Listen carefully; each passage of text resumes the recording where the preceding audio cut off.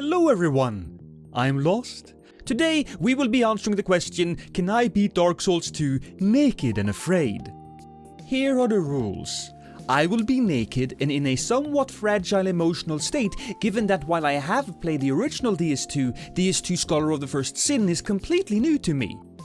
I know this challenge is on the easier side, but I consider that to be appropriate given it's my first foray into this category of content, and I'm bad at PvE. Now, off we go! Our first real choice of the run is of course the character, and I decide that if I am going to be looking at someone naked for the entire playthrough, then I might as well enjoy the view. We also go with the warrior class. Now that we have our exhibitionist, our next move is to defeat this hippo for the stone ring, because every girl loves stone jewelry. From here on out, it should be a simple stroll to Majula, except it takes us through a communal self-deletion area. I don't know why this exists, but at the very least, the title of this video now makes sense. After leveling up our emotional trauma, we arrive in Majula where we do all the standard stuff, grab some items, talk to the Emerald Herald, before heading out towards the Forest of Fallen Giants. Think of this as a relaxing nature walk, just try not to look directly at any of the corpses. You can if you want to though, I'm not your dad. He's one of the corpses. We arrive at the Tower of Melentia, an elderly merchant who would undoubtedly murder us and strip our corpse of possessions if given a chance, and I for one appreciate that type of entrepreneurial spirit. We rest up, buy the key to the blacksmith, a firebomb, then move along. The thing is, on the floor above us is a crystal lizard. This cheeky little thing drops 2 titanite shards, which would be very helpful for us once we decide to level up our weapon. Good thing I didn't spend an embarrassingly long time trying to murder this creature. Our next objective is to engage in a class 3 felony by firebombing the wall on the other side of Melentia. This will open up a shortcut and possibly give her a heart attack. I am aware that this can be done from the same room as Melentia, but I never learned the exact place to hit the wall and I don't want to waste any more souls on firebombs than necessary. So I take the long way around. I also talk to Kale to pick up the Majula Mansion key for some free real estate. After driving down the property value, I decide, hey, why not try to fight the pursuer? How hard can he be? 16? Is that all the damage I'm allowed to do to you? Oh my god, we're gonna be dead. As it turns out, our broken sword isn't getting the job done, so instead we buy the bastard sword from Melentia. This will be our main weapon from here on out. The increased damage is quite noticeable. Look, I was using a broken sword. That didn't seem very good, so we're changing it up. If I'm... guys? Not on stream, please. The boss of this area is the last giant. Big as he is, he doesn't stand much of a chance. Simply avoid his stomping feet, try not to vomit from his self-mutilation, and you're golden. With the giant down, we head back to Majula for some sweet leveling up. And I don't know if this is just me, but I have this quirk where I avoid using my souls or experience points in a game until I have amassed quite a lot of it. That way, when I do level up, it feels like I'm ascending to demigod status. This is of course just an illusion and I risk losing tons of progress if I die, but you can't beat the satisfaction of leveling 15 levels in one go. Now that I feel much more powerful, it's time to exact some revenge, so we head back to the forest to deal with the pursuer. I almost fail at entering the boss fog, but almost is not completely, as my dad always says, and so the fight is on. I do solid damage to him, and eventually I grind him down.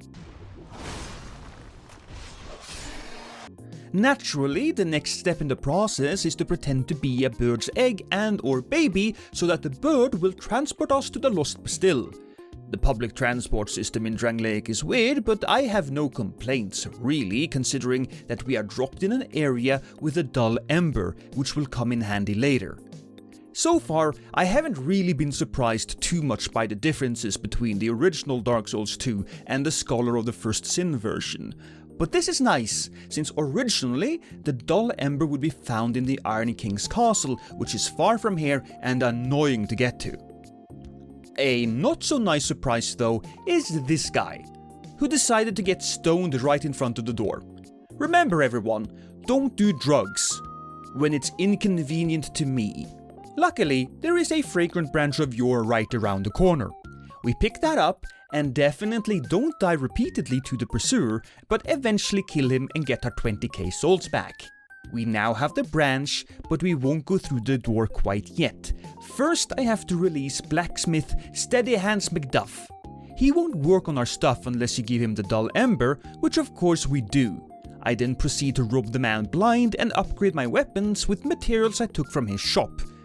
He doesn't seem to mind. I have a lot of souls currently, so I decide to go back to Majula, level up, explore the mansion and eventually buy the cat ring. The ring will grant me access to the Hall of Pooh later on. I can't wait to tell my wife. Now I'm ready to deal with the next boss, the ruined sentinels. Of course, they are ready to deal with me as well, and I die a few times. One of the criticisms of Dark Souls 2 was how it seemingly just threw enemies at you instead of carefully constructing encounters with different mob combinations. That shows in the boss design as well, but I only need 3 attempts before the boss goes down. Onwards and upwards. Or downwards. We actually have to go down in order to get to the Lost Sinner, which is the main boss of the area. I suppose this is a good time to tell you that we aren't doing things 100% here. We will not beat anything optional, which is interestingly the same strategy I use during sex. I do not tend to make use of summons, simply because it's more fun to fight bosses solo in this game, but for this upcoming run to the boss, I remember it to be really annoying. So here is my plan. I will summon Lucatile and use her as a distraction.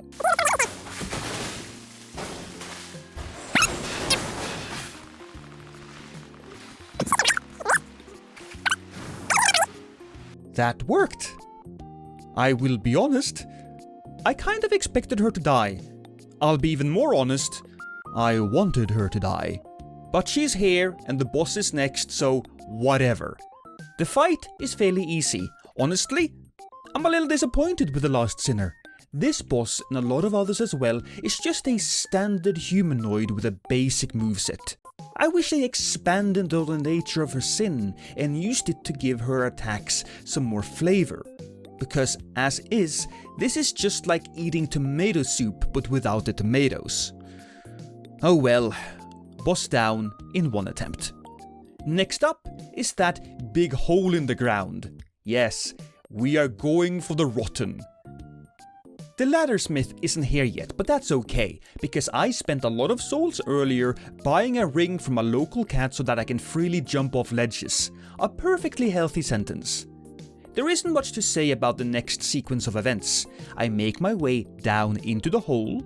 Truthfully, I did get my heart pumping a little harder than usual given how much damage I took despite wearing the cat ring. I also forgot where to find the bonfire in the gutter, so if I were to die here, I would be sent straight back to Majula, which would be, mildly put, frustrating. So yes, I was a little nervous when finding my way through the darkness, but eventually we make it to the Rotten, who unfortunately is another rather easy fight. I really like the design from a visual standpoint, and if Dark Souls 2 ever got a proper remake, this would be the boss I would look the most forward to. FromSoft, please give this game the RE4 remake treatment, I beg of you. That's 2 great souls down, 2 to go. Next on our kill list is the Duke's dear Freja. One of the benefits of going through the game as I have is that we have found plenty of items. Among them are several fragrant branches of yore, so when we arrived at another junkie, we already have the solution to her predicament. We run through the ghost forest with the moaning trees. For the most part, I do really like how Scholar of the First Sin changed the game, but why did they petrify all the lion boys? I love those guys. I head straight for Scorpion Nashka, who then promptly kills me. I have that effect on women. I get her though, on the second try. This area is pretty cool looking. Those crystals makes for a nice contrast to all that grey and brown. I was surprised though when I made it all the way over here because I was expecting a jump scare. According to my chat, that only happens in New Game Plus, which is honestly well done by Dark Souls 2 for showing some restraint and giving the New Game Plus players a neat reward, or punishment depending on how you look at it. We then fight a boss that is basically a joke, or at least it used to be. I'm not sure whether or not I was a little squishy or if the boss got buffed in this version of the game, but I had to be a smidge more careful than I expected when I was fighting. Still, first try. Once the boss is down and out, we get access to Cromwell, a merchant who for some reason enjoys the company of man-eating spiders. Look, I don't know the lore on this and I don't care. What I do care about though is a ring this man is selling. The Cursebite ring, which will come in handy later when we fight a certain queen. I don't know why I'm so vague about it, it's the final boss. At any rate, we spend a little more time in this next section because I suspect that a lot of these treasures that we find are Titanite chunks, which will come in handy for upgrading our weapons. Then, it's straight into the beast's lair. Now for this boss, I use a super advanced technique that I call running in a circle. I hit it in the face, run around to its backside that also has a face, hit that face before running back to its front face, rinse and repeat. We got it. One more Great Soul remains. In order to get that though, we need the help of a certain NPC, so we head over to Hyde's Tower where we make short work of both the mobs and the boss. Honestly, there is not much difference between the two. There she is, on her knees, peacefully praying. I could talk to her and make her move over to Majula, or I could choose violence.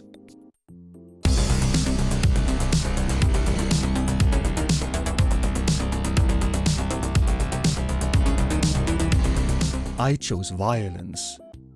I must say that I do not condone violence against women specifically, I just generally condone violence. Then we pick up the thing that makes the thing do the thing, and onwards we go. Nothing much happens until we reach the poison area, where, look, we need to have a difficult conversation. I'm about to invalidate the title of this video by wearing the Pyromancer's chest piece. I know that might disappoint some of you, but on the other hand, my chest looks amazing in this, and I'm willing to sacrifice a certain amount of integrity for amazing tits. After some unnecessary property damage, a dead boss, an act of arson, and another dead boss, we find ourselves in the Iron Keep, and oh boy, I have to tell you, I am struggling to infuse my words with enough hatred and disgust in order to describe my experience going through here. This whole sequence feels like being aborted at the age of 35. Up to this point, I have mostly moved through the game without any big speed bumps, but once I arrive here, I kept on dying to those damn archers, katana-wielding knights, and dog soldiers. This first part isn't so bad, and eventually I even managed to consistently outmaneuver the captain on this ledge, but this next part felt like listening to Kanye West speak. At this point in the run, I completely understand the people over at the tutorial area. Thank God I eventually made it through and ended up at the boss, the old Iron King. I was filled with a lot of frustration. More than anything, I just wanted 5 minutes with the architect of this place so that I could feed him his own face. But in lieu of that, the big demon boy would have to do. And he's dead. I killed him. All 4 Great Souls accounted for. And then, I get a jump scare. Huh? I had completely forgotten they added this. The titular Scholar of the First Sin arrives to give me a lore dump. Listen, Aldia, I am not a lore man. I find my happiness through the slaying of women and men, and doing so while almost naked. Please, go away. And with that, we're off to Drangleic Castle. This place has it. It has pizzazz. It has the X factor. Whatever you want to call it, it looks amazing in that threatening kind of way. Threatening is probably a great way to describe it, since we have to open its doors with the souls of slain soldiers, which just seem like an unreasonable thing to demand from your workforce. But hey, at least it's not Amazon. Also, I die. Whoops. Once we enter, I decide to do the whole tourist thing. I visit the throne room, I meet the knights, say hi to the queen, and they even let me tour the treasure room. Well, I say let me, but I did break in and murder the guards. I activate an elevator, once again using the soul of a person. Thank you, Greg, for your sacrifice. And also, I found some nice looking legs to go with my chest piece. Look, if it really bothers you, I will change the title of this video to Can I Beat Dark Souls 2 Sexy and Afraid? This guy is weird. I don't like it here.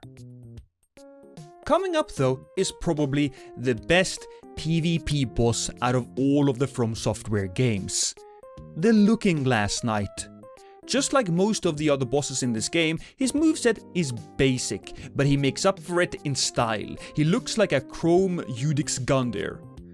No PvP this time though, and just like all before, the Looking Glass Knight falls as well. Next up, the Shrine of Amana. This place is probably considered to be one of the worst areas in the entire franchise, perhaps only beaten by the snowfields where you get assaulted by ice ponies. It's also been a while, but I do remember being mercilessly bolted by magic snipers, so I'm not looking forward to that. But turns out, whatever they did was a pretty good change. I started out with the strategy of nice and steady before I decided that fuck it, let's run was more appropriate. Just a quick side stop to look at this guy. That's a mood. A few more minutes of running and boom, we're at the boss. I might be alone in this, but I love this boss fight. The face, the frog body, the hiding of the face, it's probably the most unique looking thing in the game. Is it hard? No. No, it's not. And now, it's dead. And we find ourselves in the crypt. And guess what? Time for another jump scare. Ugh, this guy is annoying, and I'm not having it, so we're not talking to him. The crypt itself is pretty straightforward. We run through here, ignore the enemies, activate a shortcut, and before you know it, we're at Velstadt, the Royal Aegis. Velstadt does get a lucky kill on me, but I'm right back on the whore to kill him back. Then, we steal the possessions of an elderly man with advanced dementia. Wow, that's kinda dark. But with his ring we can now access all the other areas we need, and all those areas go by real quick. I basically beat out Aldia's mansion, the dragon area, and the giant's memories in less than 30 minutes. I'm not a speedrunner, but that was pretty fast for me, so I'm kinda proud. And so, there's only one thing left to do. Actually, there's a couple of things left to do, but they're all in the same place, so we basically call it the same thing. First, the Watcher and Defender. Another one of those bosses that aren't really anything special, but are made annoying because there are two of them. So I try to be a little sneaky. You see, according to my Twitch chat, who are all incredibly sexy by the way, you can make these guys fall off the cliff of the area. I repeatedly fail at this, and instead, we just resort to good old-fashioned violence. Annoying as they are, eventually they go down. Which leaves me with one last challenge. Nishan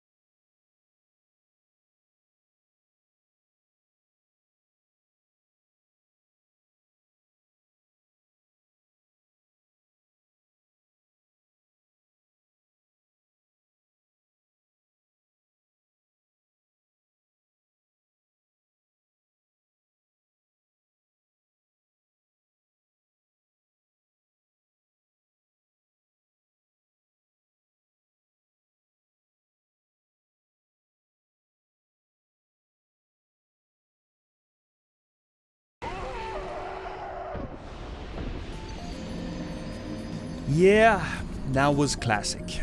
But she doesn't get the pleasure of killing me twice. I didn't get to fight Aldia, which is a little sad because I have never actually fought him. I guess he got a little offended by me ignoring him. But in my defense, he was just being kind of a dick. But with that, it's over. This was my first challenge run video. I hope you enjoyed. More things are in the works. I hope to see you soon. And if you cut all the way over here, how about you check out my Twitch, which should be in the description. Kisses.